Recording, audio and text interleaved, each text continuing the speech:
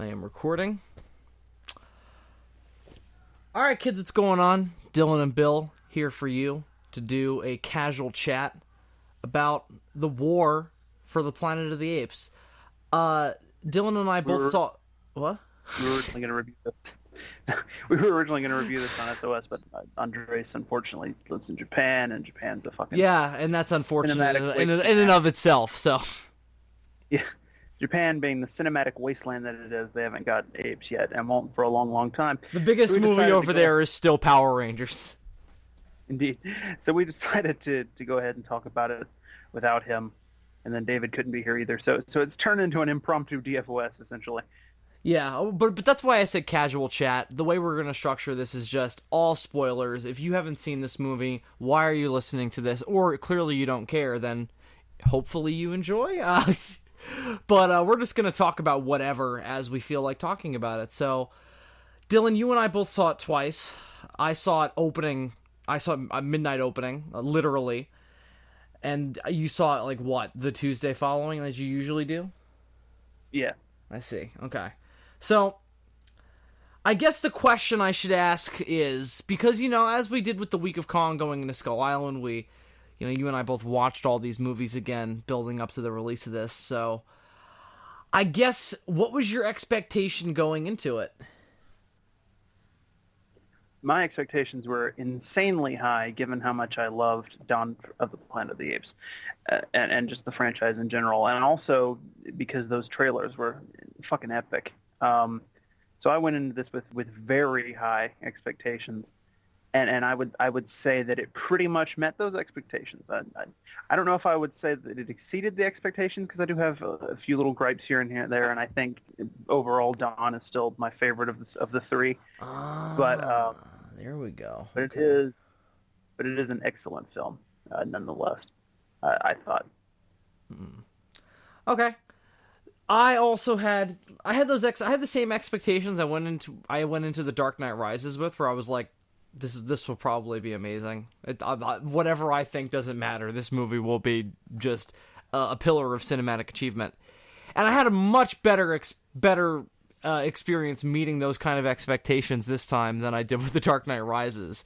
But nevertheless, I do definitely have to agree with you that I would say it faltered a bit, like a smidge, like just an ever measurable millimetric amount below meeting my expectations, and then it could have probably gone on to exceed them.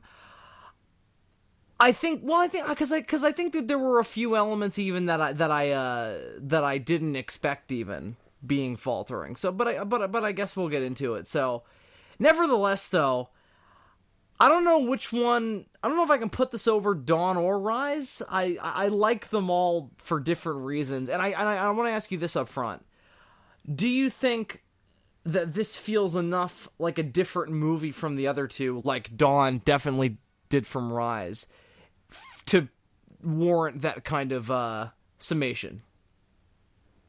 Yeah, definitely. I think they're all three pretty different movies. I don't think any of them really feel samey to me. So the first one is a political revolution. Yeah, I mean, this movie kind of revisits some themes, I think, from the first movie, because we have the apes in captivity again a little bit in this movie. Yes, I do think that there is some bookending going on here of putting them back in where they were at the start. Yeah, but that's like a cinematic, like, sort of like repetition. It's not like it didn't come across to me as like, oh, they're out of ideas, they're just doing this shit again. No, it was very different. It's a completely different situation. They get out of it in a completely different way. There's other stuff going on. Yeah, it's just Caesar's story circling on itself a little bit. Well, it's also clearly very intentional, like, in story as well. Like, I feel part of it is how do you pronounce Woody Harrelson's name? Is it McCullough, or, because here's the thing, we are always with the apes. It's McCullough. I've known some people with that last name in my real life. So McCullough, yeah. Okay, I'll have to try and get used to that, or I will just call him Woody Harrelson. We'll see how it goes. So his whole deal is he's putting the apes to work to do something useful, because he thinks that he and his men are the absolute end and beginning of human civilization, of the human species in general. So he's, ultimately trying to protect what he sees as ultimate human life in a very psychotic sense. Yeah. We kept looking for when we did our commentary for Dawn, we kept trying to look for like a comparison to be made between like Gary Oldman and Culp from Battle. No. Woody Harrelson's fucking Culp. Yeah, definitely. This is the other half of Battle in many more ways than I would have suspected. I think that this, in this way, if not for the things that I was a little bit about, it would have exceeded my expectations because of how much of Battle is in this. Like, I was dying about the Alpha Omega brands and tattoos and writing everywhere. I was like, oh man, that's brilliant, because of what it means in this context. It's not just cool because it's a reference to the name of the bomb in the original franchise, because there is no bomb in this. The bomb is sort of metaphorical. Right. In the sense of human extinction is represented by the, dual... I don't even want to call them ideologies. It's more just dual genealogies between Woody Harrelson and the people who were slipping into the primal state, which also turns out to be him. Again, we're not holding back on spoilers. So, what did you think of that? Did that blow your mind, or did you see that coming a mile? Or did you expect that? Like, how did you feel about the whole Alpha Omega thing? Oh, that specifically. Yeah, I thought that was all great stuff. Great way to reference what came in the past. Woody Harrelson, there is sort of just slight sort of comparison to be made between him and the mutants. He refers to this entire conflict as a holy war. That was another line that I thought was, I don't know if that's so much Battle as it is Beneath, but we're obviously kind of referencing the same material either way. Right. Yeah. It's good. It's good shit. It's very good shit. I mean, it's also a million times better than both Beneath and Battle. So, take that home with you as well. Those are the two weaker films of the original franchise. Unfortunately for me, and my undying love for Beneath, regardless. Not that Battle is that bad either. It's pretty bad though. Anyway, I'm sorry if you can hear my mom, by the way. She's very loud. Anyway, so what we were talking about though was the ways in which this film references the originals in such clever ways. One that just, God, I love this franchise. The horns at the beginning with the 20th Century Fox logo. Brilliant, right? Yeah, that was great. I was geeking out a little bit in the theater there. Yeah. Brilliant way to instantly get you into the mood.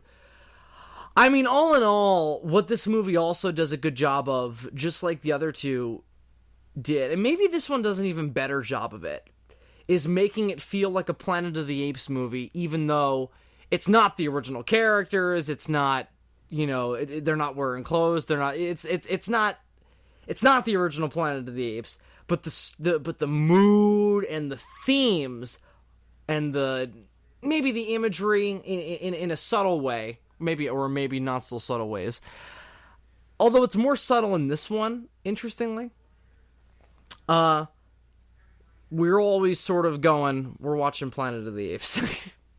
Yeah. And it's really good, like, especially at the beginning when we have that awesome shot, kind of tracking shot through the woods. And you have the awesome Star Wars-esque opening title crawl. And you have that soldier's head popping up. It just all does a very good job of that creepy, ethereal kind of ambiance that Planet of the Apes has always been good at. What did you think of that opening crawl, though?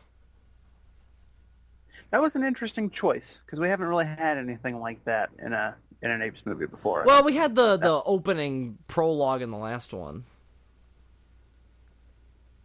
true. But I mean, just like, but even that was like a visual way of getting across the information. I don't think they've ever done like the Star Wars thing. Like, and then this happened. I may have said this already, but this movie did feel very Return of the Jedi, but in a good way. Like, I'm somebody who likes Return of the Jedi a lot, so that's not a criticism for me. But did you get that sense in any way? Aside from this just being the last in a trilogy, but I got some very specific kind of Return of the Jedi vibes, particularly in Caesar being held captive most of the movie, and the relationship between him and Woody Harrelson. Well, very different, obviously, from the Emperor and Luke Skywalker, did have some interesting kind of parallels in that Woody Harrelson is not necessarily like, mentoring Caesar, but they both are kind of they share the same role, and I do feel like he's kind of critiquing Caesar's effectiveness in that role when they finally do meet face to face. Did you get that sense at all? No. What's interesting is before you mentioned Dark Knight Rises, I got a little bit of a similar vibe. Not in terms of quality, but in terms of the way I was reacting to the movie, and how I thought it fit into the trilogy, as I had when I had seen Dark Knight Rises. Of course, mind you, the first time I saw Dark Knight Rises back in 2012, I liked it a whole lot more than I do now. It's one of those that hasn't aged particularly well. Yeah, it's like Man of Steel. DC had a spot there for a minute, didn't they? Yeah, that they're only kind of finally now out of. No, I wouldn't say that I got like a Return of the Jedi type of vibe per se. I definitely did, especially in that sense. Because Caesar's kind of being tested, and he's also kind of slipping into his darker side, which was the temptation Luke was going through in Return of the Jedi. I totally got that sense, because Rise of the Planet of the Apes is also very A New Hope, and Dawn is definitely very Empire Strikes Back. I don't know if it's an intentional mirroring of Star Wars, but that's the sense that I got. I think it's more so the way that we structure trilogies just naturally because it worked with Star Wars. The second film often tends to be like, now it's super dark. It always seems to happen that way. But then the third one is always, it starts in darkness and then goes into the light, which this one, it's a very long road of darkness before we even get a little bit of light. Yeah. Although there's a lot more. Would you say that there's more comic relief in this one than the last one? Definitely, yeah. I'm struggling to even remember what the comic relief was in the last one. Like, what was funny in Dawn of the Planet of the Apes? That's a good point. I can't think of any. There were jokes at some points, I imagine. None that are coming to mind, though. You're absolutely right. But this one, it's ripe with comic relief. Did that bother you? And Dawn is a movie that I remember very strongly because of how much I love it, and I can't think of any comic relief. Did it bother me? Yes and no. Okay, when? Because it didn't bug me at all. I thought it was all so well integrated that I had to go, oh, well, there wasn't really any of that in Dawn, so this is a little different. Well, most of the comic relief is centered around a certain character. Yeah. And this certain character is a big risk on the film's part because he could have just broken the entire movie if they hadn't done it correctly. He could have just come across as like Ape Jar Jar Binks. And well, he is kind of an Ewok-esque character in a way. And I don't think he did. Like, I don't think it broke the movie. But it came a little close. When? At what point? I don't know. His whole deal, he got on my nerves a little. Not at all for me. I loved him. I thought he was I thought he was one of the more well integrated aspects that could. Like, the fact that he could have broken it in the way that you're suggesting did not even dawn on me until after I'd seen the film. It definitely did before you brought that up, but it didn't strike me while I was watching, and I think that was a testament to how I thought it was well integrated. But I don't know, the binoculars joke is fucking amazing. Like, I die at that every time. Like, I saw a commercial with that, and I laughed at it when I saw the commercial. I just think the cadence and the performance and the delivery is all spot on, and The binoculars joke is one of the better examples. I'll say that. And I'm trying to think of one of the ones specifically that annoyed me, but I can't. I don't know. It was just the one where I was kind of going, maybe it is going a little far, is when he goes to get, like, he just bolts to go get something from, like, his cupboard or whatever, and he starts knocking stuff over, and he goes, I'm okay. Like, I felt like, oh, well, maybe that's a little typical. But it didn't break it, so I can definitely see what you're saying in that specific instance. But I can't think of many others. Like, otherwise, he's really funny. And no, thank God they didn't make Nova comic relief as well. Like, she's not funny. If anything, she's more like the emotional core. yeah, and they could have. They definitely could have. I was almost expecting it, honestly, and they didn't do that, thankfully. Like they could have had a scene of her and Maurice, like, doing goofy faces at each other. There's nothing like that. Because and I know this person has no lines, so it might not be even fair to say, but I thought she did a really good job, that actress. Yeah, well, you know what else I like? She didn't steal the spotlight. Exactly. Same thing with Bad Ape. Same thing with Bad Ape. It's been a good time lately for child actors and actresses. You know, I'm not typically someone who enjoys children in movies and TV, but here lately, I don't know, that it's almost like they figured out how to use them correctly or something. Because you had Stranger Things and then that girl in Logan who was amazing, and now this chick. Like, it's just been a good time for that demographic. I don't know. You got all the young actors in Game of Thrones who have been getting a lot of buzz and shit. So definitely, without question. Then you compare that to some of the kids from, like, The Walking Dead. There's no comparison. Those kids fucking suck. You know what I mean? Like, it's... Word. Caesar is the real core of this, though, bruh. And that... I, in my mind, have already started referring to these three films as the Caesar trilogy. Well, yeah, for sure. I think that's fair. They are his story, and they truly live and die with him. Indeed. Starting at his conception and birth and ending at his, he dies. I don't know if there's any subtle way to say it. None of us thought that Caesar was going to walk out of this one alive. It would have been weird if they would have left him alive. Yeah. But what made it interesting at the most, though, was because they did the fake out death in the last one. So the way you did it had to be impactful in some way. And I thought the way that they did it was very clever to make it very different from what happened in Dawn. Well, at the moment that he gets shot, like, you don't even see the arrow hit him. Like, you're like, what the fuck happened? Because he's running towards the thing. He gets that big epic hero moment, yeah. And then he just fucking falls down on the ground. And then the first time I saw the movie, I was like, fuck happened to him? You know, and I thought, I don't know, and I didn't know, like, up to that point in the movie, he had been up to some shit, so put up with some shit, I should say, and I was like, dude, just like collapse from exhaustion, or what's going on here? And then we cut to him laying there on the ground, and there's this fucking arrow sticking out of his side, and it's like, whoa, like, that's the moment, because at that point I wasn't sure if he was going to die in the movie or not, to be honest, because we were nearing the end. I could feel the end of the movie oncoming, and he was still fine. I could feel my bladder going, please let us out of this dark room. I was like, maybe he will make it, or maybe he'll make it all the way to the new place that they're going to live, and then die just from exhaustion or some shit. And I was almost right about that, But no, so when it actually did happen, even though they did the fake out in the last movie, I think it totally worked. It took me by surprise. I was like, holy shit. Same here.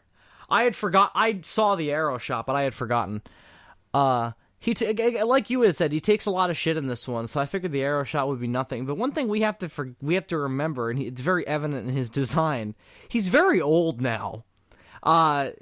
Is, and that's one of the logical things I've been thinking about for this universe lately. How old is Caesar at this point?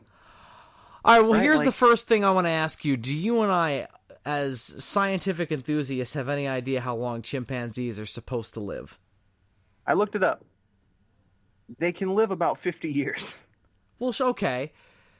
So So it's been 15 since the events of Rise. Now, granted, we don't know how long he was living with James Franco. Or maybe we do, and I'm just not remembering. Did they ever state in that movie how much time has passed in between the we beginning of the know movie? at least 5 years passes in that movie. I'm assuming more. I'm gonna say about 8 passes in that Okay, movie. so let's go by that figure then. Let's say it was 8 years. Well, even that doesn't really line up because chimps. I've been doing a lot of reading about this because I was curious about this after seeing the movie. Chimps kind of age very similarly to humans do. They reach sexual maturity around like 13 to 15. And so if it's only been 8 years, he grew up really fast. Now, he is genetically different from the other apes because of the experiments and shit, so it could be possible that maybe he matures faster than a regular ape. I I'm don't know. pretty sure that that was stated in the first movie. And then there's the whole deal where, like, his son Blue Eyes, is conceived, born, and grows pretty much to maturity over the course of only 10 years, right? But then Cornelius, the second child, seems to be aging more like a typical ape.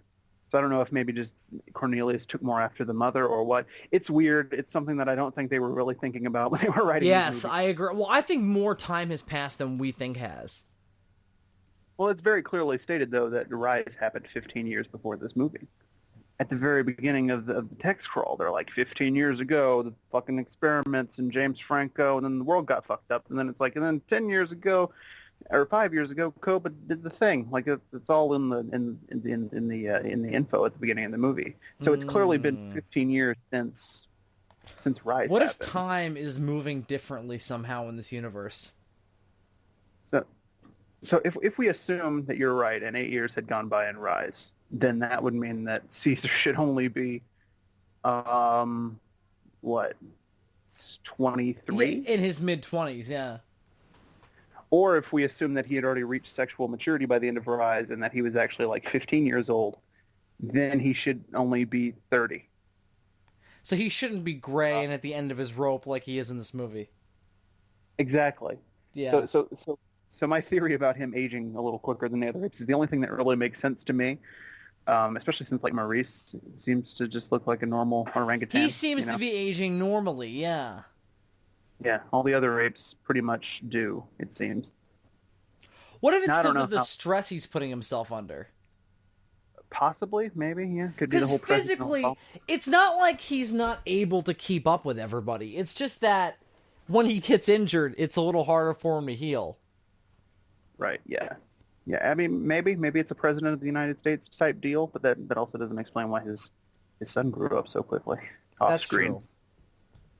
That's very true. Scientifically, it doesn't make a whole lot of sense, I said in this Planet of the Apes review. Where drugs are making apes, able to take over the world. Yeah. So, Turning humans into cave people. Yeah, that's something not right here. so were you satisfied with the amount of war in the movie?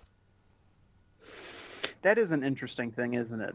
The name of the movie is a little bit of a misnomer here. I think it's more conceptual. Like, we get a skirmish at the beginning, but then there's only 2 battle sequences. In the second one, the apes aren't even really involved. It's people versus people. Yeah. The rest of it is, it's it's like a Caesar revenge plot for a while, and then it turns into the Great Escape from the Planet of the Apes. I might call it.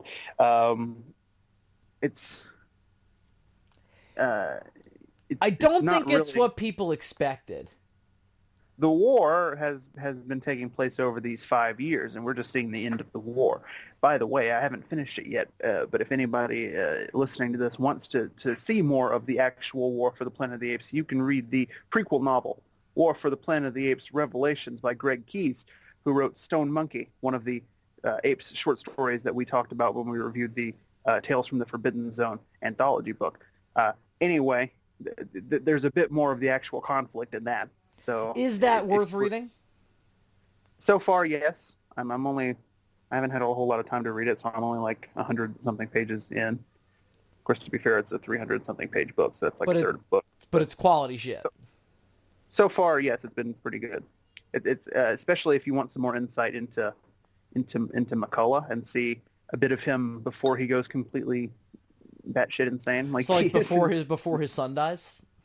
yeah, because his son is in the book. Okay. So, and I mean, it picks up pretty much right at the end of Dawn, and then we sort of go into the Here's the my war. question. Here's what I want to ask you then. Are they like, when they get the call like we're under attack by apes, are they like, what?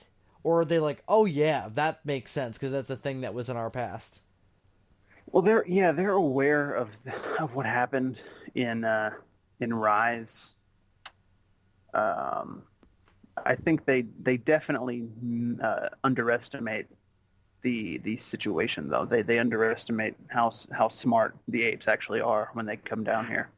And like there's a scene early on in the book where McCullough brings his well, there's a skirmish going on between some of the apes and some of the leftovers from the people in Dawn. What's his name? Dreyfus. There's a firefight between the apes and some leftover bits of Dreyfus's forces on the Golden Gate Bridge early on in the book. And McCullough comes up with his battleship, and he starts firing at the bridge. And they try to shoot back at him, but their bullets aren't hitting because he's out of range. And he sort of has this moment where he's laughing to himself because he's out of the range of their weapons, and they're too stupid to know that. And then all of a sudden, they hit his boat with a rocket launcher. And then he's like, "Get the fuck out of here!" And then they go and dock somewhere else. So they definitely underestimate the apes early on, and that becomes a bit of a problem. And what I like about this one is that we do just get thrown into it. Like that, while we don't get much of a war for the Planet of the Apes, that opening skirmish is amazing, no? It is really fucking good, yeah. The cinematography throughout this entire movie is nothing short of Oscar-worthy. That particular sequence, though, does such a good job of making you really feel the weight of the combat and the pain and the death and the injury and the gore and the brutality and the heat in the air and the smoke. I actually saw it in 3D the second time, not willingly, but the time I had to go to made that essential. And it's one of the best 3D experiences I've ever had. Maybe it's because this is the one time I've gone and I didn't have a headache, but the 3D was subtle and, if anything, only enhanced the cinematography. Wow. So 3D, it's not something you hear about very often. Yeah, but I barely know. I sometimes forgot that I had my glasses on, and I would like go to rub my eyes, and then I would lift the glasses up, and be like, "Oh shit, this movie looks like shit now. What happened?" And I'd be like, "Oh yeah, I have 3D glasses on." So definitely like the best 3D experience I've ever had.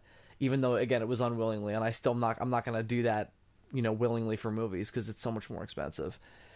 But yeah, and typically not worth it. No, not at all. But this time, usually it's a hindrance. This time, it just didn't bother me. So that's the best thing I can say about it. Woo. But what I also really liked subtly about the combat early on was that most of the humans are using crossbows because how they realistically would have to conserve bullets. Right, that's true. And also, that also gives you a good sense of like, oh, here's a way in which the apes can still have a really good leg up over them. It's also an advantage because a crossbow is a quieter weapon. Yes, so and they're fighting in the woods and shit, yeah. That's also why it's very Return of the Jedi, you Return of the Jedi denier. I'm not denying Return of the Jedi. I don't even dislike Return of the Jedi the way a lot of people do. I'm just saying, Me neither. I didn't get that vibe. Anyway. But, the apes have guns though throughout the entire thing. That was good. Like I like that they didn't all have spears and crossbows and shit. Like when Caesar's group peels off on their own, they're all armed to the teeth. And I really liked that. So I want to talk about that in depth because that ultimately was my favorite thing about the film was Caesar's arc there. where, early on in the midst of the war and all this bloodshed and chaos and betrayal with the apes who worked for Koba working for the humans now under the names of donkeys,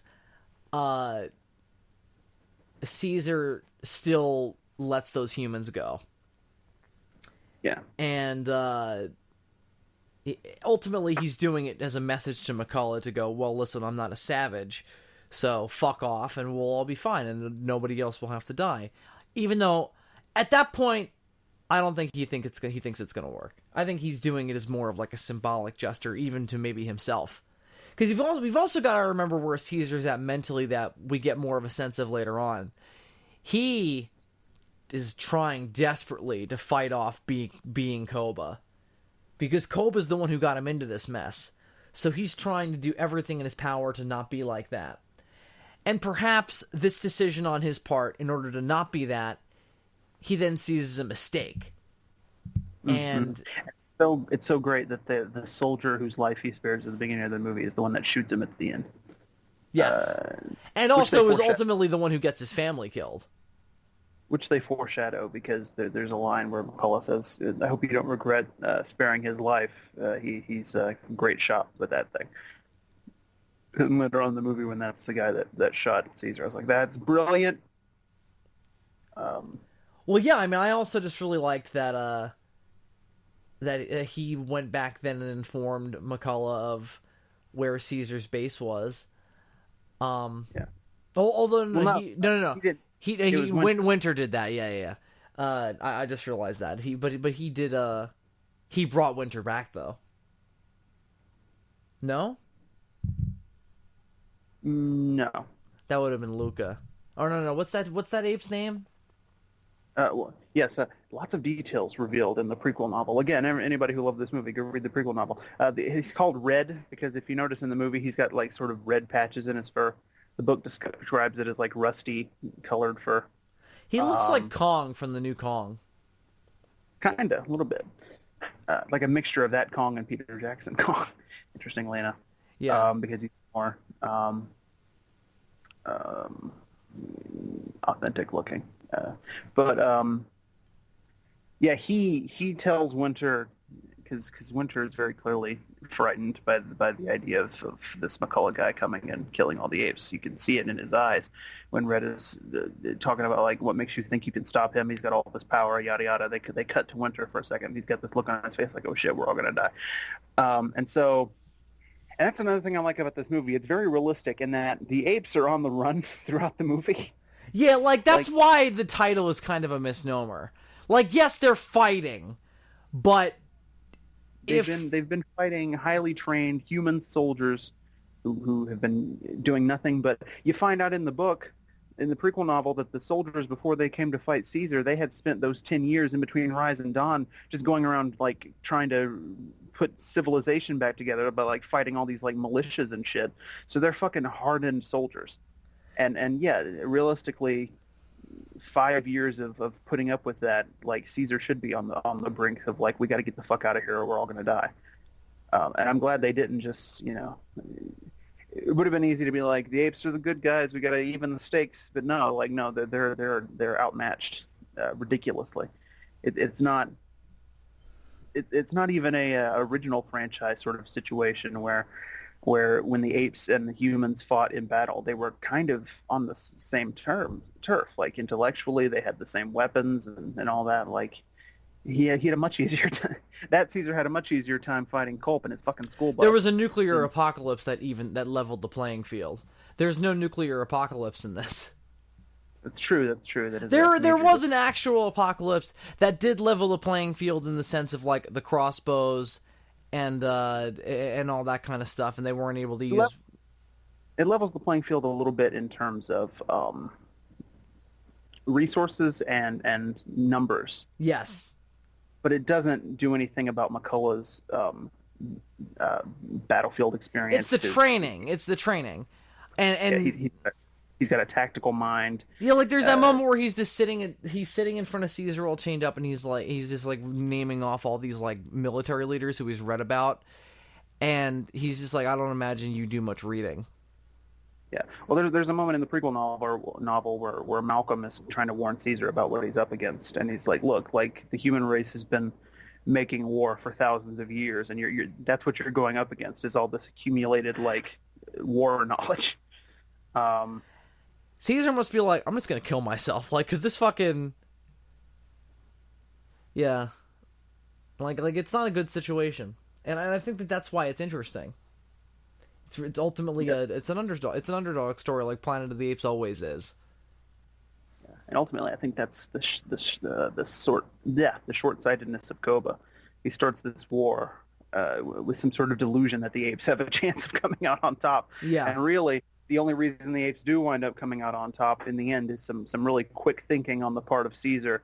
and And Malcolm, and the help of a human. yeah, well, not in this movie, but yeah, Well, in the last movie, I mean, like, otherwise they all would have been dead right there. yeah, it's true. But in this movie, yeah, the Caesar is just able to fucking barely, by the fucking skin of his ass, keep things together. And almost starving to death. Have you noticed, and I think this is supposed to be a way of making him more relatable to the audience, and B, just a result of the fact that he's genetically different from the other apes because of the experiments from the eyes. Have you noticed that Caesar's design, like his face, he's a lot more human than the other apes look? His Like expression, yeah. He looks a lot more like Roddy McDowall. well, look at his forehead. He doesn't have like those ape brows, like They Kong talked about and this, shit. and they did this all. They described all this in Rise when they designed him. Then they were like, we don't want him to look like a normal chimpanzee because he's not. We want him to look a little bit more like the classic apes in his design, and reflect those characteristics. And I think that idea was so brilliant because it's carried through to now, where the other apes are more on his level, but their manner of speaking and personification is still so different from him. Right. So, I've been meaning to get to this. Caesar has his family taken from him by McCullough personally, and he vows to kill him for revenge. It's a really brilliant way to round out the trilogy because early on, Caesar's all about trying to make peace with humanity, and now in this one, he's like, "Fuck that! I'm killing this dude." And the scene that really summed it up for me was when he kills Nova's dad. Yeah, yeah. That shit was insane. Because the guy's it seems like he's about to surrender. Then he's going to pull out an assault rifle, and Caesar just blows him away from the shadows. It's a great scene. And one that's very reflective of where he's at. He's not taking no shit no more. He's killing anybody who threatens him and his apes. When he says at the beginning, "I did not start this war. I'll fight only to protect apes." That's true, but it's also a decree of, again, I'm not taking shit no more. I will kill for my apes. This is about them now. I'm not about you. I'm about me and my apes. It's also a good comparison between him and McCullough because his motives and McCullough's motives are pretty much the same. Like they're both just about protecting their species, and McCullough has a really twisted view on that. But that's ultimately what he wants to do. Because that excludes certain members of his species. Although you can argue that Caesar is doing the same thing by, not saving Red and all the apes who have joined McCullough. Although Right. I would like to learn if some of them ended up going with the apes who went off into the desert. I'm not sure. I think they probably all died when that base exploded, and then Probably. if any of them were lying on the ground, charred and burned and bleeding, they would have been buried in the avalanche. So I think they're all dead. So do you think that the ending is enough to go, well, the human race is pretty much kind of done? Maybe not on the whole, but at the very least the humans that are aware of the apes that we've been following, certainly. As an organization, Yeah, pretty much. I mean, you learn more about a bit more about the situation in this prequel novel about what the world looks like right now. There are like scattered groups of like there's militias who reacted to the virus by like with like guns and shit and being like this is our turf and Walking Dead type shit. And then there are like just there are more sort of peaceful communities of people like we saw in Dawn that are just sort of banding together and trying to survive, and they're sort of isolated and scattered all over the place. And the only force that has sort of been trying to put all that back together has been what was left of the army. And as far as we know, the army is completely destroyed by the end of this movie. I mean, we don't know if those were all of the troops, but there is a line where McCullough says probably all of the troops are coming. So that might have been the entire United States Army, what was left of it being buried in that avalanche. And if so, yeah, there's really nothing holding humanity together anymore. The virus will just spread, and eventually they'll all turn dumb. Is how I interpret the situation. And all that will be left is the apes off in their oasis beyond the desert, which is realistically the Rockies. Right.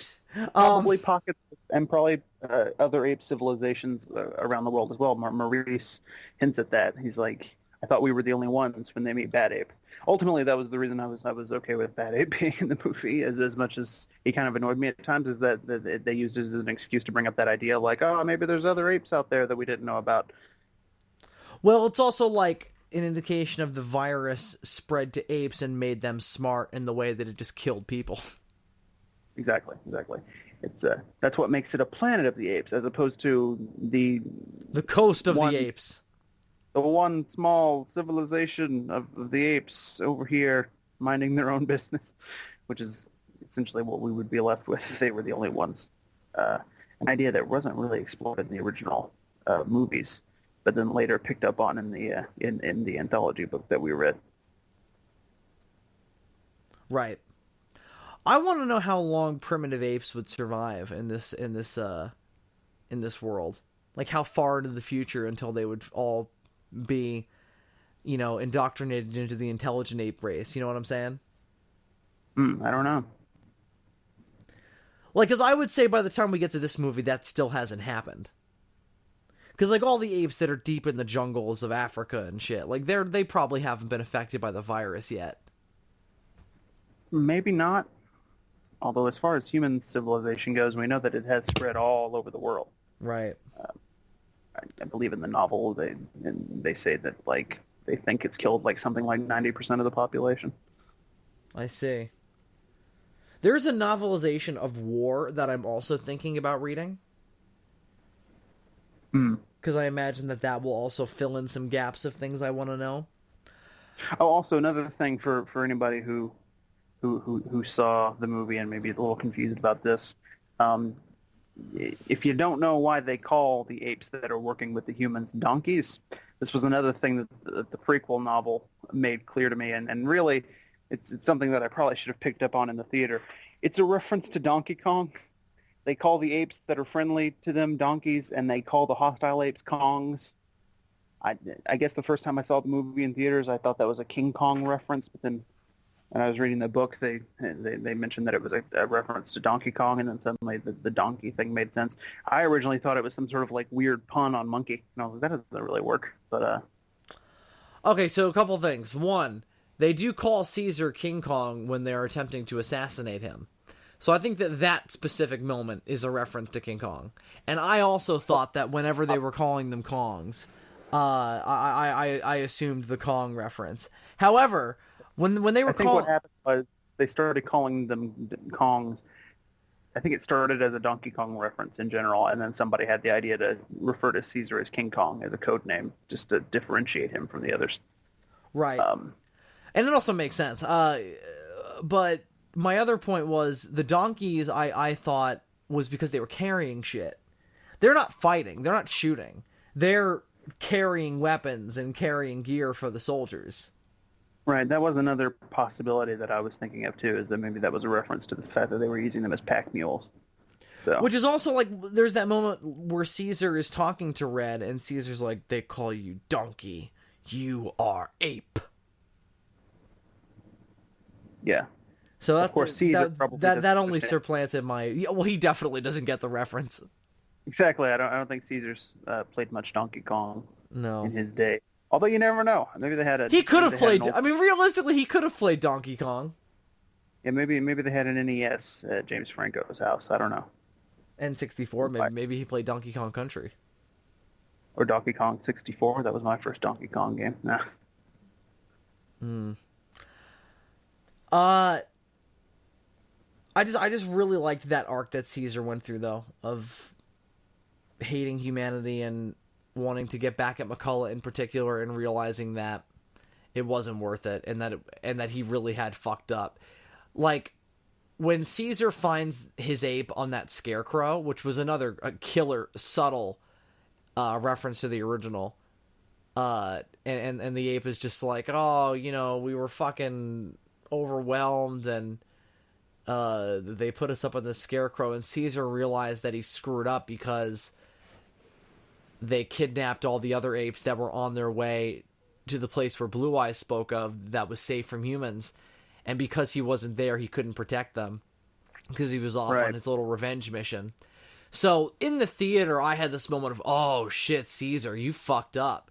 Because the thought I had prior to that was, well, who's in command? Is it Lake? It must be her, because she's the only ape left there that we know has any power. Everybody else is with Caesar. Rocket, Luca, and Maurice, all with him. Those are all the apes we know have any kind of power. Well, I assume. I don't think Lake has much power aside from he entrusted his son to her. Who else is in command? His wife is dead. His other son is dead. I mean, I think that's why they got captured. There's really nobody left to command. Caesar's an idiot. I think that's the lesson that we learned here. And I'm glad that didn't come off as a problem, like, oh, Caesar's acting dumb. Because in the theater, you're like, well, yeah, he would totally do this. Because he also justifies it to himself as like, oh, if I go after him, they'll go after me. So it'll get them off your tail. Which doesn't work at all. And he says something to that effect. So he was thinking, he was just wrong. Yeah. In his thinking. Indeed. Did you think that the lack of war made for any kind of boring stretch?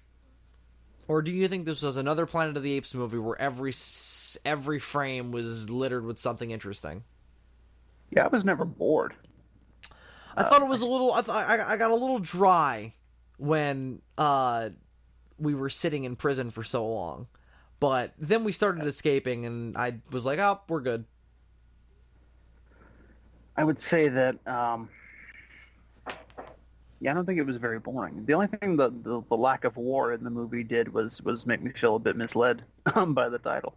But as far as being bored, no, I wasn't ever bored.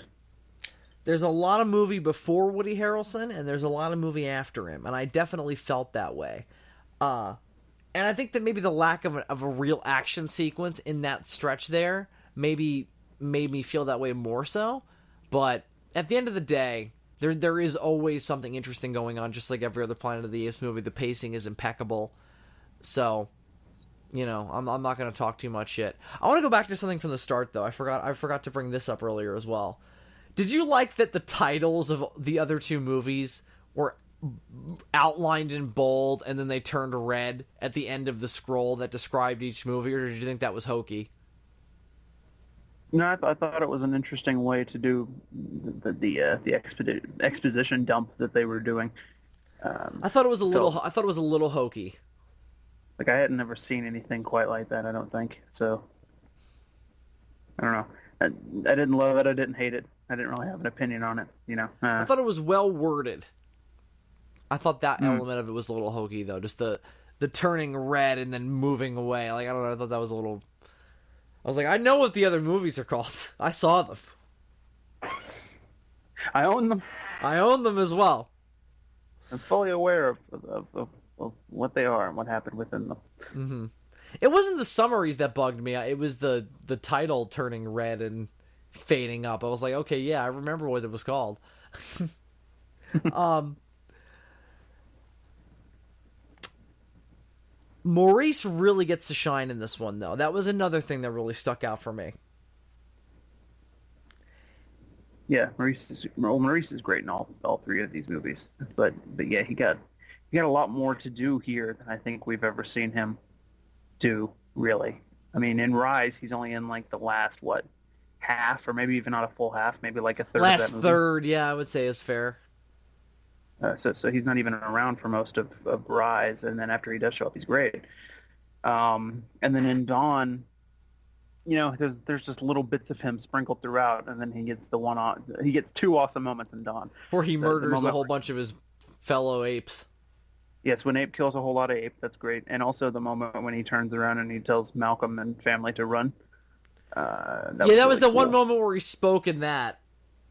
And in this he one... He gets to talk a little bit more in this movie.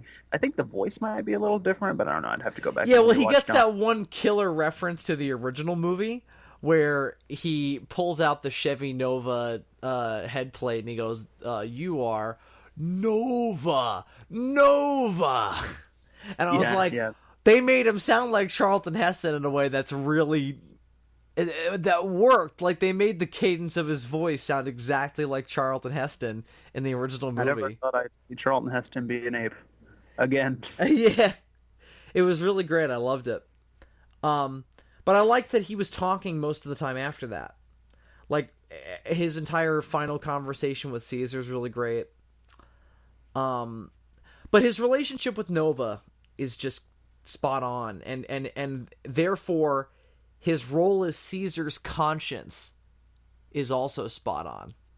Mm-hmm. Well, like Caesar, but to a lesser degree, I think. He's always been sort of more sympathetic towards humans, and he develops relationships with them a little bit easier. Like, he had that whole sort of subplot with the kid in Dawn going on where he kind of bonded with that kid. The kid that was drawing all the time. I know who you're talking about, yeah. Yeah, so that's been an aspect of his character already. And so it was only sort of natural that he would see this girl who for some reason can't talk and be like, well, we gotta do something about this. And Caesar's like, bitch ain't our problem. He's like, nah, we gotta. You murdered her father, you dickhead. Like literally 2 seconds ago, Caesar. Like, this is not okay. All right. She's clearly sick. I know you're ticked and all, but I know your pickle is tickled, but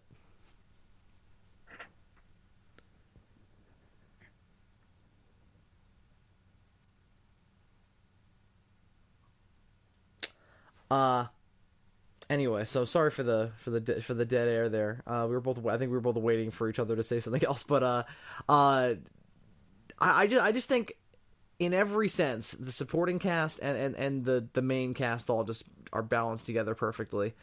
Well, I just want to say Woody Harrelson in this movie, like, holy shit. Yeah, let's talk a little bit more about him in particular. He's the main human character. There really isn't anybody else, maybe outside of that guy who is a good shot with a crossbow, who really stands out. Like everybody else is just kind of cannon fodder. Yeah, it's pretty much him and Nova as far as. And of Nova as well, of course. But he was so fucking good in this movie. Yeah. Like, what a great antagonist. There were a few lines where I was like, well, I think that it was the writing more. So, there was that line where he was like, you're so emotional. I'm like, maybe that was a little eh.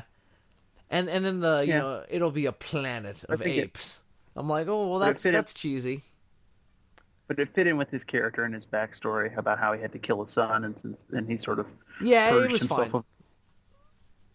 I was fine with it at the end of the day. It just stuck out to me. But yeah, no, I liked that the villain was the prime human character, and he got so much development, and I sympathized with him so much, even though he's a horrible human being. And he's also just so good at being a villain in this movie. Like, he's downright threatening in scenes where he's really not doing anything that overtly threatening. Like I never thought shaving your head could come across threatening in a movie, but he does it. He walks out over that thing and he's just shaving his head, and there's just something so fucking creepy about it. I don't know what it is. If it's his body language or his expression The or song, the atmosphere,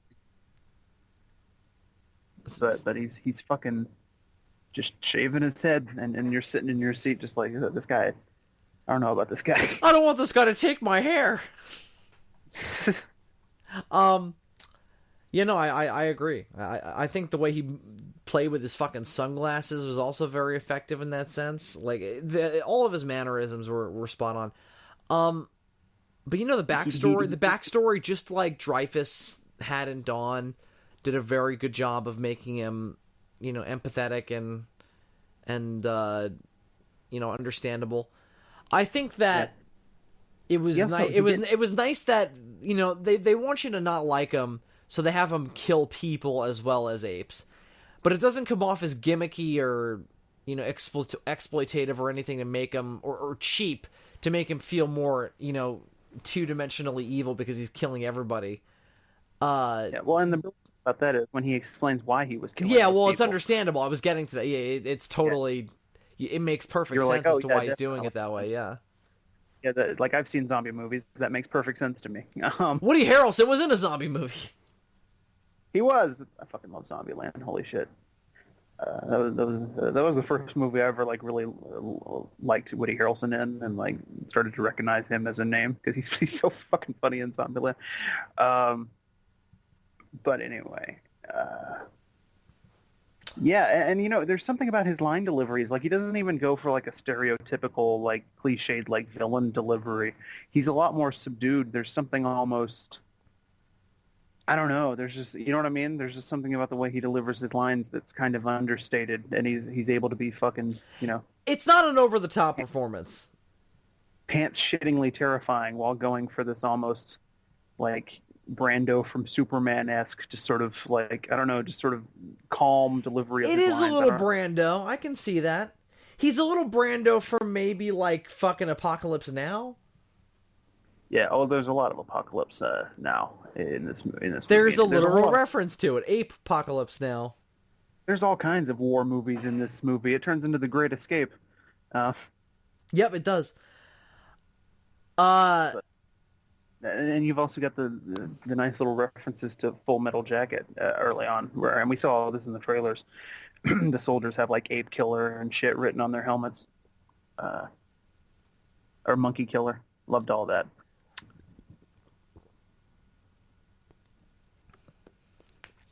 Weird that we have two franchise films this year that are about blending apes with Vietnam movie references. Yeah, I was gonna say because this and Kong Skull Island have that in Strove. It's weird. What I also really liked about Woody Harrelson's character was that he's also the only real villain this trilogy has had aside from Koba. Well, yeah, again, what they did with Koba and him is that they have to murder. They both have to murder their own kind as well, so that way they come off as the villain. But it doesn't feel cheap. It makes sense. Right. It makes even more sense for him than it does for Koba, because Koba was just an insane person. Yeah, Koba's crazier than McCullough is. McCullough is more driven to a creepier place of insanity because and he's more understated about it. Yeah. Well, he starts off very logical and eventually devolves into this weird idea that he's on some sort of holy crusade. So he goes a bit crazy there at the end, but for the most part, everything he's doing it's fairly logical up until the point where he's building a wall that won't work and thinking of himself as some sort of weird god. But all the shit about trying to wipe out the apes and stop the spread of the disease, all that makes perfect fucking sense. It's all perfectly logical. It's probably what I would try to do in that position. You know what I mean? Build a wall. We're going to build a wall and keep out the other people who don't want to kill the people I don't like. He's very Trump-esque, isn't he? He wants to build a wall to keep out the people who don't agree with him. We're going to make the apes pay for it, literally, with their blood, sweat, and tears. Yeah, and the workforce is made up of slaves. And the Caesar has to explain to him that creatures who are alive need food and water. Yeah, and also he's murdering his own kind because he thinks that they're a burden and that they're gonna be a detriment to the future of his kind. Huh? He is kind of Donald Trump. I really doubt that was intentional. I think that's a massive coincidence, but I think it's hilarious how much it lines up, though. Trump so wishes that it was, though. Like he would love that, because then he could rant about it on Twitter. But I absolutely is not. I without question. Well, for one thing, the writing process of this movie would have happened before the election. Exactly. So. Yeah. He would have been running, though, for sure. Well, yeah, definitely. Anyway, so... But at that point, I don't think anybody actually thought that he would win. No, maybe, I think we were living in a more optimistic world then. I used to watch Justice League Unlimited, and then when Lex Luthor would be elected president, I'd be like, that would never happen. I was so naive. Yeah. I think the last thing I want to say, and then I'll let you wrap up on whatever you want to say, is I want to talk about where the virus goes in this movie, and the speech impairing, nature of it, and the mental impairing nature of it. I wish the mental impairing nature of it was made clearer, because Nova doesn't really seem to have it, and maybe a little bit, because she does seem a little old to be acting the way she is, doesn't she? Well, yeah, and also she doesn't seem to give a shit when Caesar kills her father, because she's too primitive to even realize that that's what's happened. She just sees him lying dead on the ground, and she knows that she's alone, I think, but I don't think she actually realizes like the full implications of what's just gone down. Like, she's how just old like, do you think she is? Guess I'm just gonna go with these apes now. I don't know. She looks like maybe 10, 11, something like that. Yeah. So so for sure the virus is affecting her in that way as well. And I guess Woody Harrelson at the end, maybe even more so than it would a normal person, because I would imagine that she was infected with it fairly young. Maybe. So it might be because when we find Woody Harrelson, he still has enough presence of mind to want to die and shoot himself in the head. I'm fucking recording something. I'll take out the garbage after. Just as a last fuck you, but whatever. Movie. He has enough presence of mind to do that, and then there's also the guy that they find dying in the snow, who seems to want to try and tell them what happened. I think the longer you're infected with it, the more it starts to affect your abilities. Really, I think first it just starts as a loss of speech, and then over time you become more primitive. Right. That makes sense. Ever since Rise happened and they were showing how, the thing that's killing the humans is also the thing that's making the apes smart, I always figured that this was the direction they were going. Like ever since 2011, I've been theorizing this, like, the disease is going to mutate and it's going to start turning the people dumb, and I was right. And I mean, it's a very smart way of doing it. Absolutely. They don't have to. Basically, we have one big science fiction conceit in this version of the Planet of the Apes universe. None of the old Planet of the Apes films had all kinds of scientific conceits. There's like nuclear war that's mutating shit, and plagues that wipe out dogs and cats, and time travel. The apes and all this independently getting smart on their own. Yeah, just all this shit that you kind of have to be like, all right, I guess that happened in this universe. In this version, we basically have one major sci-fi conceit, and it's just this weird virus that affects the brain, and it affects different people in different ways. It's essentially a zombie virus, it's something similar to a zombie virus, which is something that we've already grown to accept in cinema for a long time now. So all of the crazy shit in this universe all comes back to this one simple sci-fi conceit from the first movie, and as long as you can buy into that, you can buy into this version of the Apes lore. It's really fucking genius for that. Absolutely. Because one reason that I think some people might not be able to get into the older Apes films, assuming that they're, slightly intelligent and don't just look at them and say, oh, it looks fake, and then don't watch it. I think another reason that a lot of people might not be able to get into the older Apes films is because of how much shit you have to accept going in. Right. And then as you go on, they just keep piling more shit on top of it. Like, I Hmm. mean, in the second movie, we leap to genetically mutated people with Professor X powers. Like, that's a huge leap. Right. Uh, And then in the over the third course movie, of we're one. doing even more insane time travel. Yeah, so it's a whole lot. It's getting to be a lot. And It's getting this franchise does not have that at all. It all feels brilliantly natural, as you said. yeah. Absolutely. Uh so Dylan, that was pretty much all I wanted to say. So what else do you want to say? And then well, there's one more final thing I'll wrap up on. What else do you want to say uh outside of the very end? We'll talk about last. And anything else? Okay, well, like I mentioned before, there are some parallels, I think, in my experience with this movie to how I felt about The Dark Knight Rises. Again, not in terms of the quality of the film, because it's definitely a much better film than The Dark Knight Rises, but just in terms of the experience. Like The Dark Knight Rises, this movie is really good about setting up this hopeless situation and putting the hero in this impossible to escape from scenario. And in The Dark Knight Rises, it's him, having his back broken and being in this pit and having to watch Gotham just be torn apart by this mad person. And in this movie, it's Caesar, similarly physically broken, though not to the same degree, and like trapped in this prison with all of his with all of his people and wanting to get out but not really being able to because there's all these guns around. Like it's a similar build up where you put your character in this entirely hopeless situation, but much like The Dark Knight Rises, getting them back out of that situation again is, I think, where some of the faults start to happen. So first of all, this tunnel under the prison camp makes no fucking sense. Like, why is it there? How does it work? Why does it start flooding? Why is there so little dirt in between, like, the ground and where they are in the pipe? Like, has nobody ever stepped on any of these places and fallen down into the ground before? Huh, I didn't think about that, but you're totally right, huh?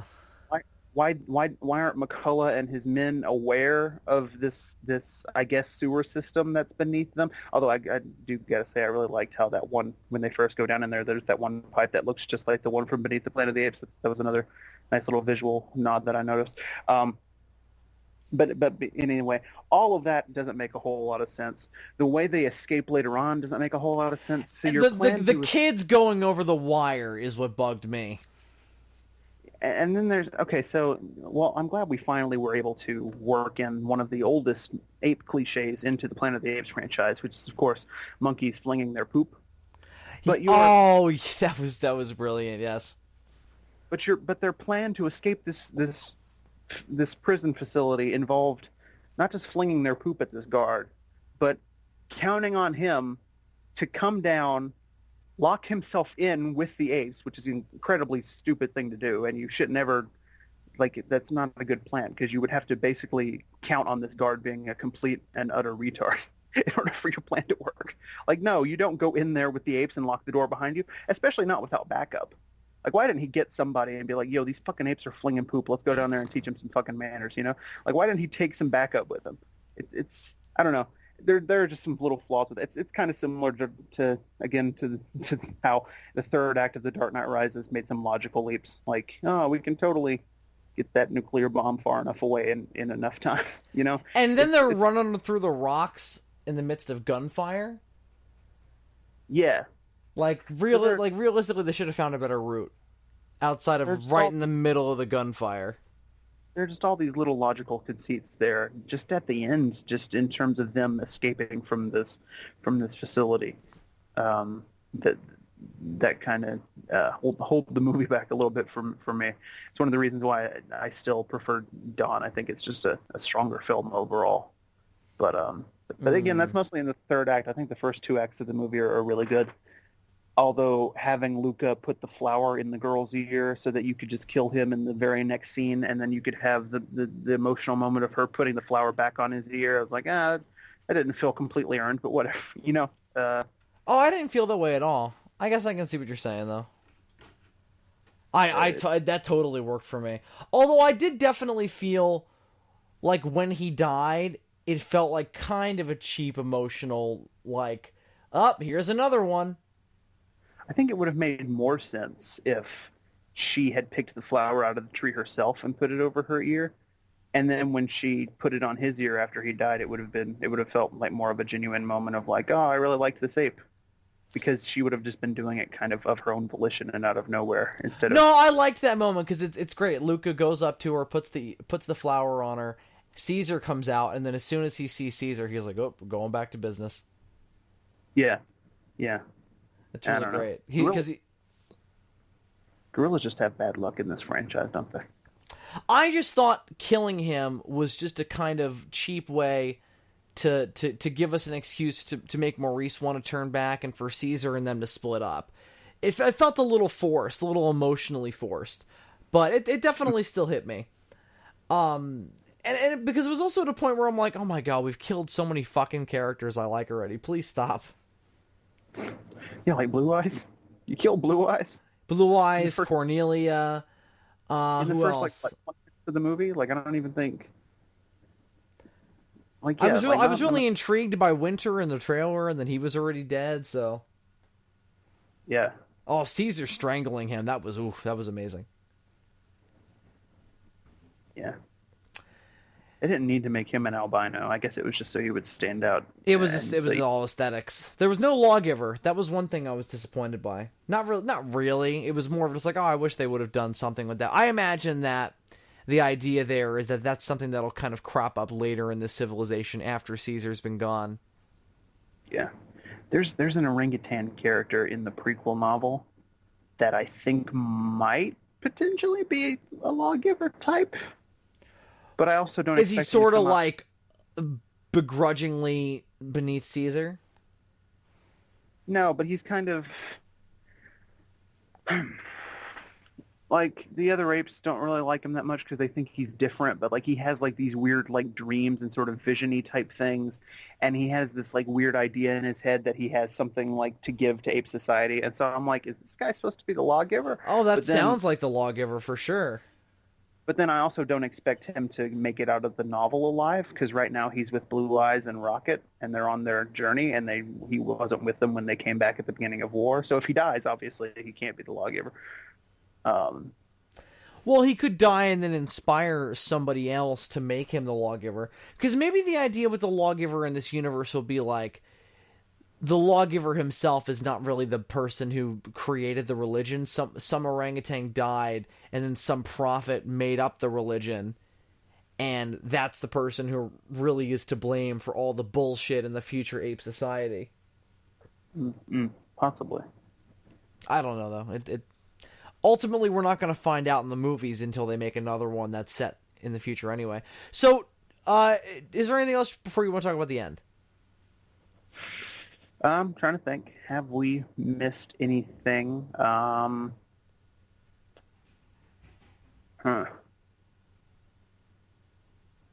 well, I mean, how do you feel about Andy Serkis's performance here?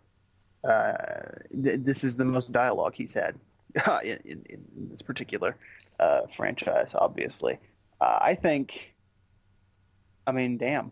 Like, if there's one thing that this movie has over the other two, like Andy Serkis like acts his ass off in this movie, and I think it is down to the fact that he finally is able to cut loose with dialogue and say shit.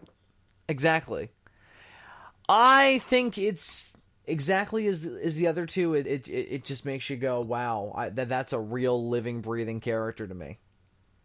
Yeah. Oh, and that's the other thing, obviously, that's to be praised here. Obviously, the special effects in Rise were groundbreaking for the time, and then in Dawn, it blew me away how even better they looked. And now, like, no exception, they just keep getting better. These apes, there's never a moment watching the movie. Like, usually you watch a movie like this where there's a bunch of CG characters and you're constantly reminded of the fact that you're watching an effect. This is a movie where sometimes I have to remind myself that I'm watching an effect. Yeah, it's absolutely unshakable, the way in which you watch especially in close up. Like, the only time it ever gets a little wonky is sometimes when like apes are like moving like from a distance and you see their full bodies. I don't know, there's something about that I don't think this CG like when Caesar's charging at that fucking gas tank. Yeah, kinda. You know what I mean? Like, it's a lot.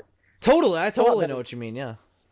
It's a lot better in close up. Like whenever they're like up on Caesar's face and shit, or like when he's having that dream and he looks through the fire and he sees Koba, like that looks fucking great. Oh, all those hallucinations were awesome. That's another thing I wanted to mention. I was not expecting old Toby Kebbell to be back in this movie, and I thought the way they did it. And first of all, it took me completely by surprise because, like I said, I wasn't expecting it. But I think the way they did it was perfect. Yeah, because they were actually considering a way to bring him back, and I think this was the best compromise to have his presence felt so much while still sensibly leaving him dead. Yeah, I think Koba is a character who should remain around, but in spirit, you know. What he did should have an impact for many years to come. Exactly. I mean, the guy's like fucking Ape Hitler. Like, he did this big fucked up thing that's just, like, messed up the entire course of their history. So he's gonna remain, like, a huge part of their sort of, I guess, national consciousness, you could say. Or cultural consciousness might be a better way of putting it, without actually having to physically be there. I thought that was great. And also his connection to Caesar's psyche and having... They did with Caesar in this movie what I wanted them to do with Superman in a Man of Steel sequel. He's like, oh, I had to kill that guy. This is fucked up. And it's like it's messing with him the whole time. And there's like moments where he questions if he's, you know, that different from Koba. Like, that's what I wanted them to do with the whole Zod thing. That would have been the thing that could have, you know, made the whole Man of Steel ending where he just snaps his fucking neck. Could have made it all okay, you know? Yeah, absolutely. And they actually did it here, and it was great. Mm-hmm. I totally agree. I loved that as well. What did you think about, because I heard you praising this once before, it didn't really stick out that much to me, to be honest, so what do you think about the score in this movie? Oh god, it's awesome. So, couple of moments for me. You know, there are a bunch of moments that are just taken from Dawn, and they're all very effective, but the screech when the humans are invading Caesar's base is so powerful. Oh my god. That was really cool. I liked that a lot. It reminded me of something that would happen in like a 70s movie, you know, like something that you would hear in one of the original Planet of the Apes films, but really in just a movie of that period, you know, something out of like a Sergio Leone, so, you know, something that you would hear Tarantino reusing in one of his films now, you know what I mean? Like one of those weird things that just don't really happen in modern scores all that much. And there was a theme for this particular movie that was different than the other two that I really liked. I'm not going to hum it because I'm not a fucking idiot, but there was a core theme that I thought was very good. Yeah, I picked up on it a lot more in the second viewing, I will say that much. The first time I saw the movie, I didn't really walk out remembering any of the music except for what had been used in Dawn that they were recycling. But upon the second viewing, I did notice the score a lot more. I think it's pretty good. I think it's Giacchino's best of late. I mean, he just did Spider-Man: Homecoming, which I also liked, but didn't stick out to me nearly as much as this one did. Yeah, I really wish he could have been around for the entire production process on Rogue One. Maybe he could have done a better job. Yeah, that was his really weak example of late. He also did Jurassic World, which I wasn't crazy about either, score-wise. Yeah. Better than Rogue One, I think. It didn't feel as generic as the Rogue One score. Well, it also didn't feel like it was constantly trying to avoid using Jurassic Park music, at least as much. Yeah. Like, the theme was there, but, you know, in Rogue One, there was this constant need to go, like, oh, we're not going to use John Williams music. And then they give you a little taste of it, though. Yeah. And when they do, you're like, this is the best part of the score. You should have been doing this all along. Exactly. The more I rewatched like the first half hour of Rogue One recently. I didn't care for it too much. I don't know. That movie is. I think the last 45 minutes of that movie are probably the part that really is like, oh god. Yeah, I mean that's what blew my mind when I saw it. Yeah, the battle sequence, the stuff with Vader, all that is really good. Yeah. Vader, holy shit. The kind of shit that we only ever got in comics and novels and more recently the animated series here lately. I feel the same way about the space battles in Rogue One and the ground battles as well. Although I was hoping for more of an expansive. Why are we talking about this? Is a fucking Planet of the Apes review. What are we doing? I don't know. You know what else that reminds me of? Have you listened to the commentary track for Skull Island yet? Not yet. I still haven't picked up my Blu-ray yet. Okay. I'll have to do that tomorrow because we're going to do our commentary soon. Indeed. Vought Roberts in that. First of all, he confirmed what I always thought, which was that the Skullcrawler was a play on the two-legged reptilian creature from 33. He also cited the first angel from Evangelion as a reference, and also the Pokemon. The first Cubone. angel meaning what? The first angel we see in the series, or the first angel? No, the first one we see in the first episode. You know, the green one with the white head. Like, it's pretty obvious that was a reference for the Skullcrawler. Now that I think about it, I can totally see that, but that's not the first angel, technically. Right.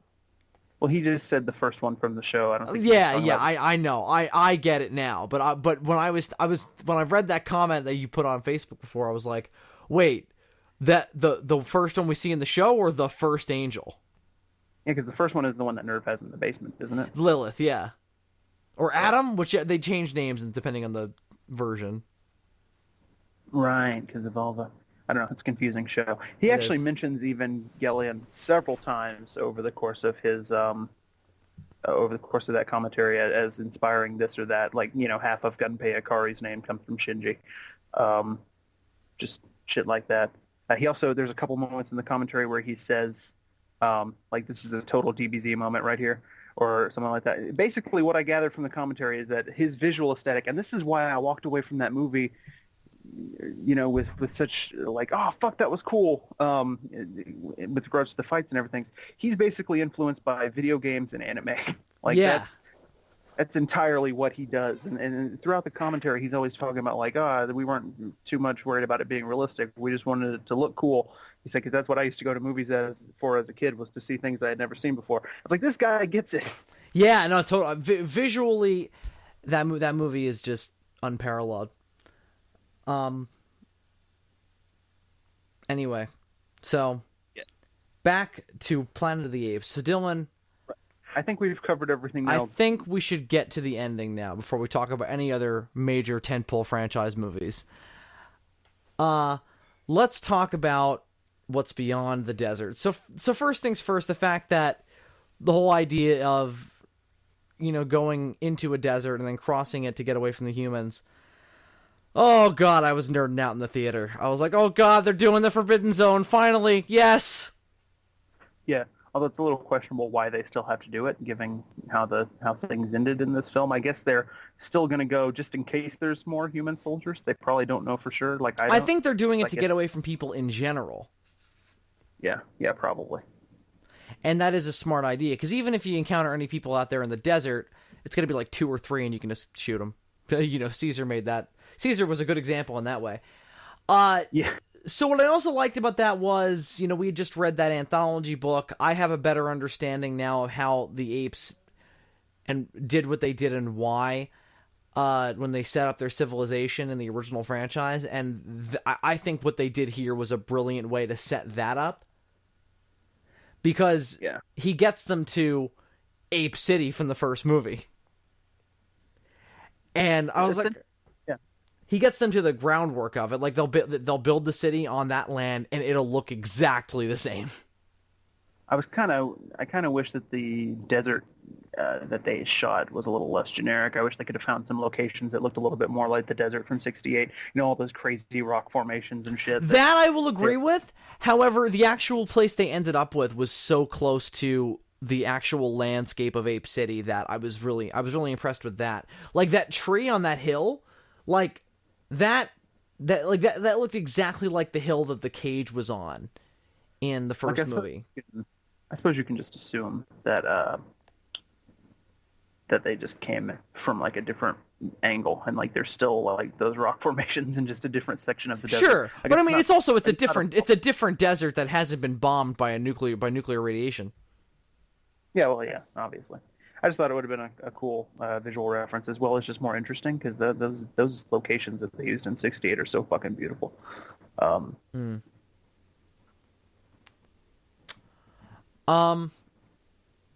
So all of that is great. Like, everything about it works for me. Maurice going, I'll make sure your son remembers who his father was and what Caesar did for us. That all got me crying. I was crying a lot in this movie. Like, this is like, nothing gets me crying like CGI apes. And weed. But the whole time my bladder was filled with urine, desperately waiting to escape, I just thought to myself, Matt Reeves, you better give me a fucking time skip. I want to see some apes in clothes in a fucking city, fucking riding horses, fucking, I want to see men in cages, like with fucking apes throwing bread at him, going, oh, mommy, the men are so stupid, aren't they? That I wanted to see that. Now, when we didn't get that, I was like, I kind of expected I wouldn't get it, but I still, I wanted them to bridge the gap more overtly.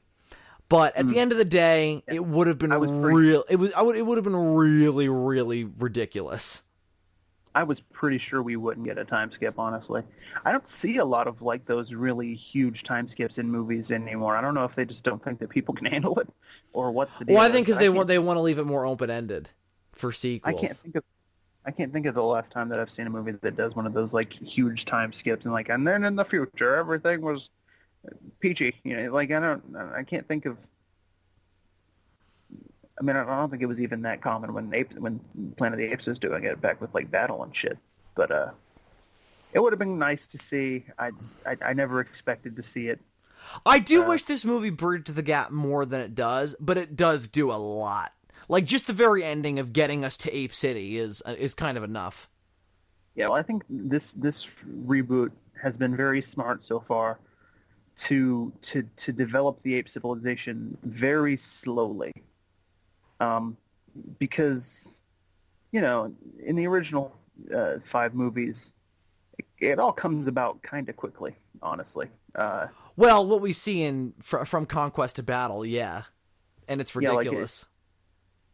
I think they've tried to be a lot more realistic in saying, okay, this is going to take some time to develop, and like I'm pretty sure they're going to make a 4th movie because why wouldn't they? These are financially successful and critically acclaimed.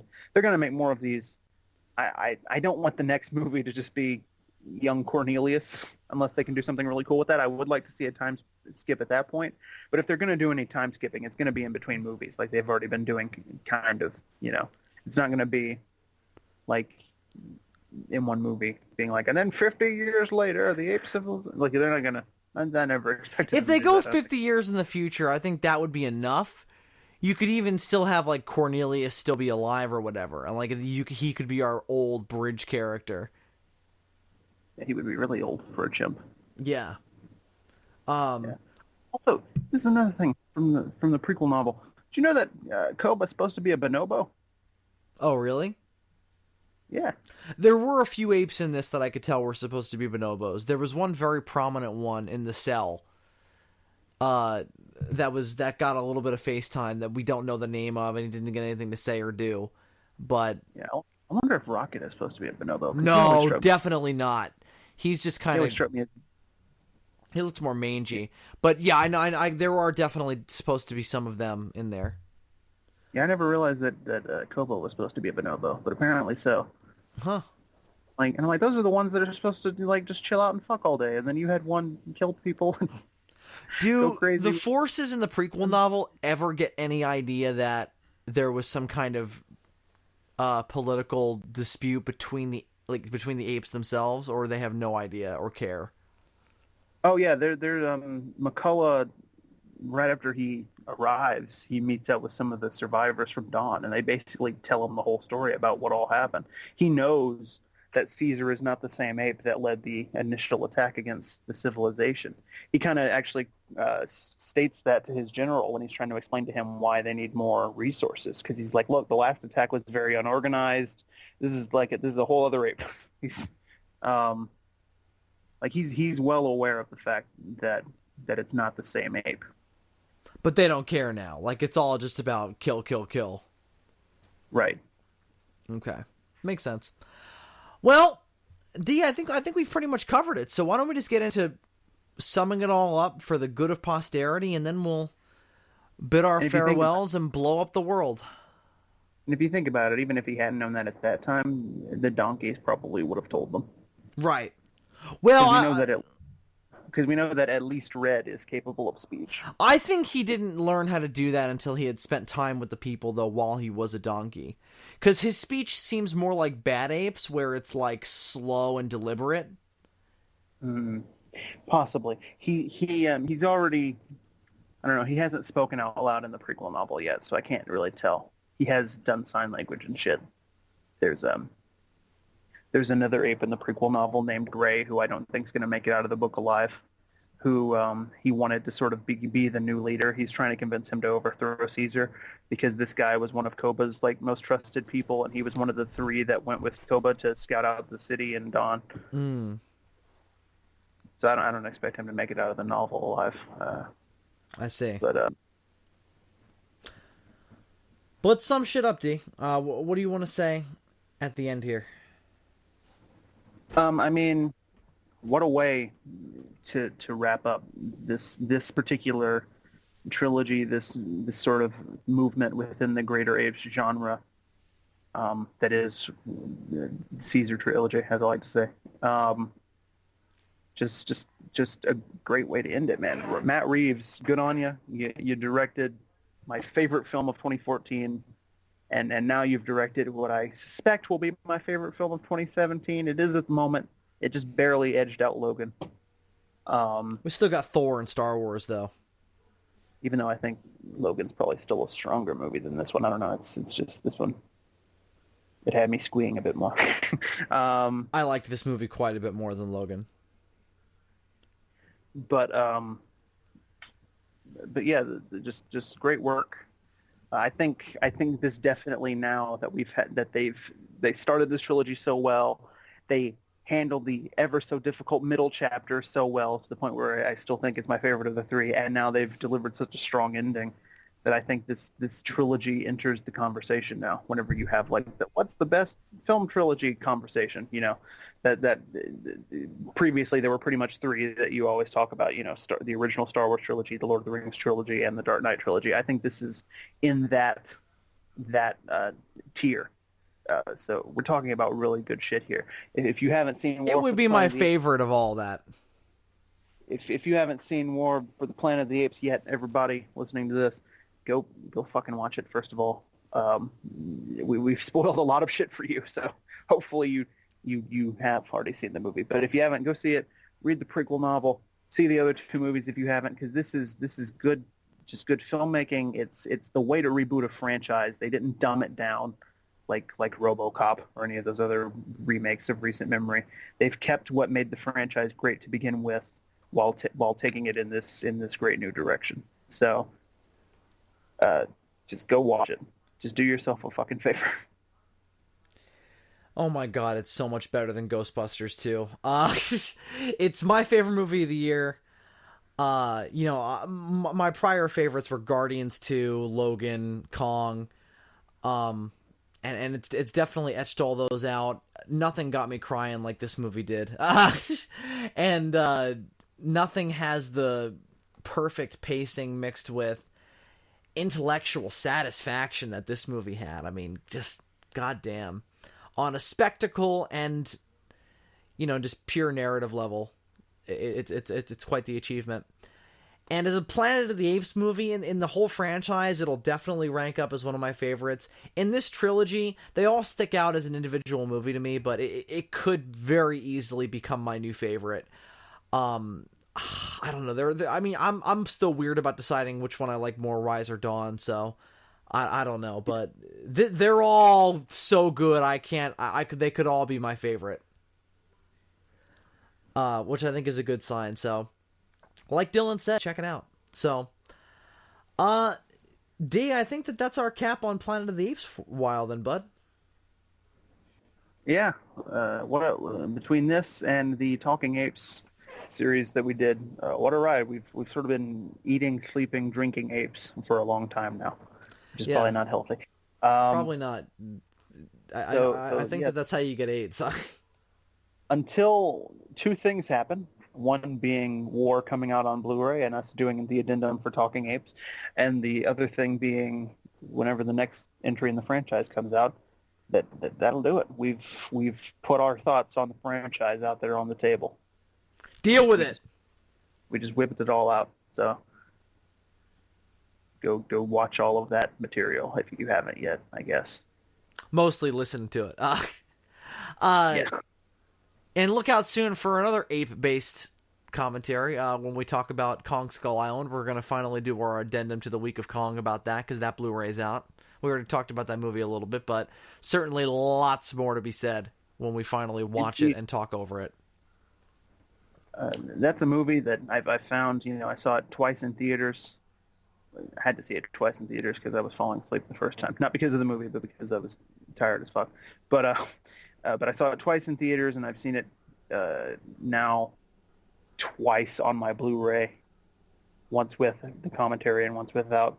And every time I watch that movie, I love it a little bit more. There's just something special going on there. I don't know. It's a unique, very lively film, and that's one thing that I think makes it so rewatchable. I've seen it like 4 or 5 times now. I've just rewatched it again last night, so I'm very ready for our commentary. So we'll definitely get into that very soon. So look out for that in the coming future. So until next time, everyone, I'm Bill Worster, aka Zazubaar. And I am Super DM64. Reminding you to go war for the planet of the apes.